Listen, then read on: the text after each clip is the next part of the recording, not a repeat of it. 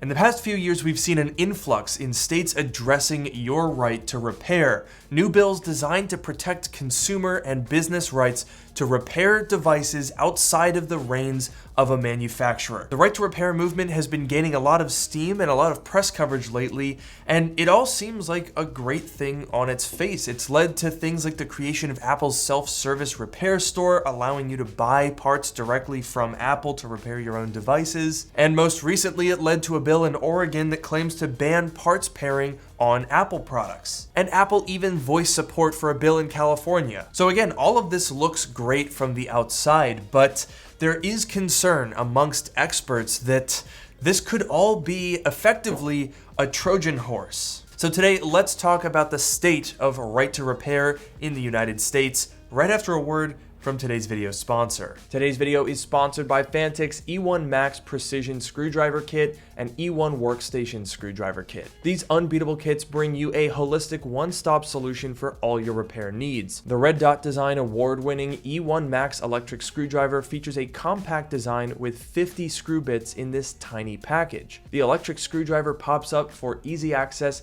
and delivers 0.2 or 0.05 Newton meters of torque at 200 RPM for maximum precision. It also offers a built-in LED light to make locating a screw easy and has a 350 milliamp hour battery good for more than 2 hours of screwing. Wow. And for an even larger kit to repair just about anything, E1 Workstation sports a 180-degree clamshell with 64 precision bits and 12 types of fixed tools including spudgers and picks. It also packs the electric screwdriver, a magnetic mat to keep track of your screws, and a protective leather mat for your devices. If you want to learn more, check out the links in the description below and use code LukeE1Max to get 32% off the screwdriver kit and code LukeE1WS for 33% off the workstation kit. Big thanks to Phanteks for sponsoring this video, and now let's get back to it. The right to repair movement is gaining more traction here and nationwide. Oregon's the fourth state to pass a bill like this, which will give consumers the resources to fix their own electronics. So right now we're in a bit of a weird spot because simultaneously you'll see news articles like this showing how Apple is increasingly supporting the right for consumers to repair their own devices and showing how states are passing bills to ensure that that's the case. But you'll also find Reddit posts like this. Apple is now requiring more and more devices to be sent to service centers for repair, as opposed to doing things in local shops. And articles like this about the increasing amount of parts that are paired to a device. Despite all of this supposed right to repair progress, the iPhone 15 is by far the most restrictive device that Apple has ever made. Take a look at this chart. The parts marked in red don't work as expected when swapped with the same working part from an identical new iPhone. Parts in yellow sometimes stop working and sometimes are fine, and a triangle means that it has persistent alerts after swap. Notice how from about 2013, every year brings more and more parts that don't work properly when they're switched from device to device. And keep in mind that this chart is talking about switching parts. These are OEM Apple parts that just happen to not be original to that particular phone. The parts pairing process is one that has drawn a lot of criticism recently, and for good reason. It means that you have to go through Apple directly to get them to approve the installation of a part. The backlash has become so strong that Apple updated their policies in April of this year. Starting later this fall, Apple is introducing a new parts calibration process to allow support for used genuine parts. This new process is going to support the reuse of parts such as biometric sensors for Face ID and Touch ID, and calibration for genuine Apple parts, whether new or used, is now going to happen on device after that part is installed rather than connecting to Apple services. And they're also going to stop requiring a device serial number when ordering parts from the self-service repair store for parts not involving the logic board. But not everything in this update is as good as it seems, because Apple is also extending activation lock to iPhone parts. And that means that if an iPhone is activation locked, now a lot of its components will be activation locked as well. This is a massive setback that's been hidden in this article that has received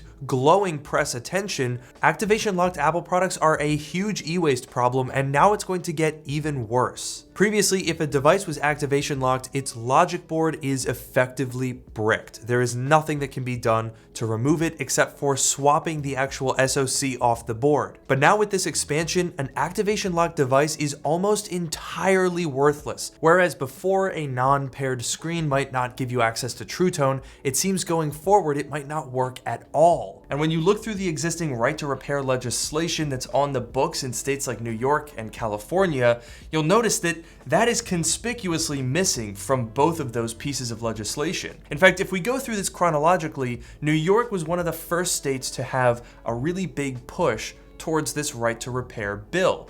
But unfortunately, lobbying did its work and really significantly weakened it. Passed in December of 2022, the Digital Fair Repair Act was actually directly changed, almost word for word, by big tech lobbying. Right before the bill was passed, a bunch of amendments were made to it. And as reported by Grist, a nonprofit organization, a lot of those changes are identical to those that were proposed by TechNet, which is a trade organization representing Apple, Google, Samsung, HP, among others. Some of those changes included asking for the law to apply only to future products, not ones that were already being manufactured. It also asked that devices sold on government contracts or business-to-business deals would be excluded. It wanted the bill to allow manufacturers to sell multiple components pre-assembled as a single unit. And a draft of these requests were shared with the FTC, which was concerned that the new bill could easily be abused by a manufacturer. But despite those concerns and the fact that the bill was adopting trade group language word for word,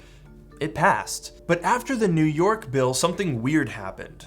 When California was proposing its own similar legislation, SB 244, the Right to Repair Act, Apple strangely threw their hat in the ring. They supported the legislation, and right before it passed, they opened the self-service repair store. This allowed consumers for the first time to buy parts and tools and repair guides directly from Apple. I've talked about self-service repair a little bit in previous videos. I think overall it's a step in the right direction, but because you're buying things directly from Apple, you do have to pay a pretty significant premium to do that. The problem was SB 244 doesn't have any mention of parts pairing, but the biggest issue is that this legislation and the paired parts that Apple will sell you directly really only benefit the primary owner during the first few years of use for a product. If I crack the screen on my iPhone 15 Pro 1 or 2 months after the warranty expires, it might be cost effective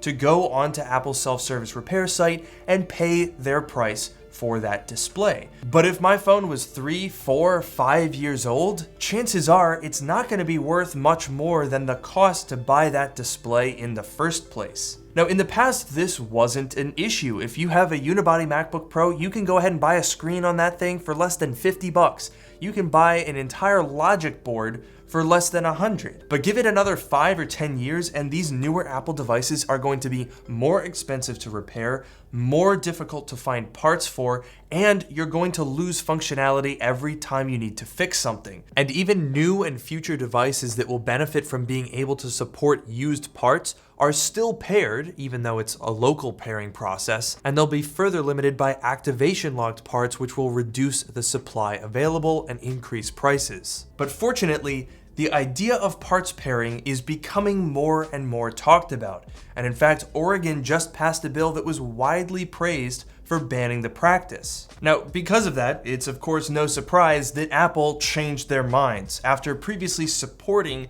California's right to repair bill, they have been lobbying pretty hard against Oregon's interpretation of it. And a lot of that is because Oregon uses a lot of language from repair.org, which is the leading organization designed to make it easier for states to adopt right to repair legislation. Now, a lot of the language that the Oregon bill uses is copied directly from the template that repair.org provides on their website. Now, in some ways, that's a good thing. It includes language specifically designed to prevent manufacturers from using parts pairing procedures. In section 3, it says tools must be made available without requiring authorization or internet access for use or operation. Now that part about internet access is critical because that is the mechanism that Apple relies on for their parts pairing process. In working on this video, I talked to John Bumstead, who is a really big advocate for right to repair, and he has a great explainer on some of the benefits and issues with a lot of these right to repair bills, including this very useful diagram for how Apple's parts pairing process works. Basically, when you repair something through self-service repair, you connect to Apple directly and they approve that product, allowing you to use it as normal. Prohibiting the internet access part of that repair tool prevents Apple from doing that, which means that a part is a part. It doesn't have to be validated. And that's part of the reason why Apple's update in April was so impactful, because it specified that parts validation can now be handled on device instead of connecting to the internet, and that it would also work on used components, not just new ones. But remember, this change only applies to recent devices and comes with the caveat that parts can now be activation locked, preventing them from being used ever in the future. And of course, it only applies to genuine components, not third-party replacements. And the big problem is, while that language is included in the repair.org template, it was not included in the Oregon bill. That bill forces Apple to remove some pairing notifications, but only when repair providers are authorized. And the bill defines those repair providers as those who possess a valid and unexpired certification that demonstrates that the person has the technical capabilities and competence necessary to safely, securely, and reliably repair consumer electronic equipment in accordance with widely accepted standards. And it specifies that that certification has to be acceptable to the manufacturer as evidence that they're qualified to carry out those repairs. That's a massive caveat that gives manufacturers way too much control over this process, and it also doesn't ban internet access as being a tool that's acceptable for repairing your own devices. Furthermore, in my conversations with John, we talked about a lot of other issues that are present in both the Oregon bill and the template that it's based off of. The template has a lot of language specifying owners and repair providers, but that leaves out a lot of people. What if you buy something broken on eBay and you want to fix it? Does that mean that you're an owner? What if you're the second or third owner of a device and you don't have its receipt? And what if you're not doing repair as a service, but as a business? What if your entire operation is buying or collecting discarded, broken phones, fixing them, and selling them? You're not doing a repair for someone else, so you're not technically a repair provider. Also, in the language designed to prevent parts pairing, they specify that parts should not provide false, misleading, deceptive, or undismissible alerts. John said that that language is way too vague. A manufacturer could very easily just say, well, these alerts are not false or misleading. It's just true that that's a third-party component and you shouldn't use it. Another issue with this language is the definition of the word tool. Here they use it to mean a software program or hardware implement which is designed to program or pair a new part. Notice how they don't include used parts in this process. Or at least the language is not clear as to whether this is a newly manufactured part or just a different part than what was originally installed. And that section of text is copied almost verbatim into the Oregon bill, which means that it maintains that usage of only new parts. These are some pretty glaring issues, and it's not just on the side of lawmakers in individual states. We're talking about the actual template language that a lot of them are using. And the implications of this could be serious. These state-level bills are a nice step in the right direction, but the real goal here is a nationwide bill.